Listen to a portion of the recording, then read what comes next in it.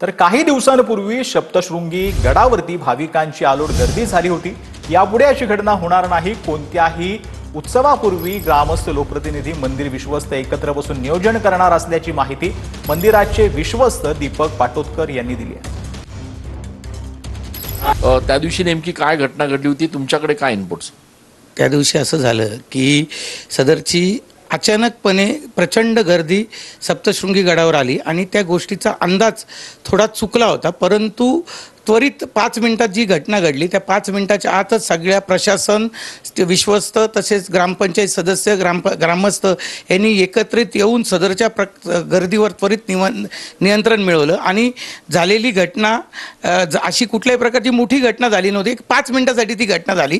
Barricading तुटल्यामुळे ह्या सगळ्या घटना घडल्या आणि 2 मिनिटाची जरी घटना असेल ती होणार नाही याची मी ग्वाही देतो आणि संपूर्ण ट्रस्ट, प्रशासन आणि ग्रामस्थ एकत्र येऊन यापुढे अशा कुठल्याही घटना घडणार नाही आणि अशा कुठल्याही प्रकारची गोंधळाची स्थिती निर्माण होणार नाही याची 100% खात्री घेतील। कॅमेरा पर्सन आकाश येवलेसह मी चंदन पूजा अधिकारी, TV9 मराठी।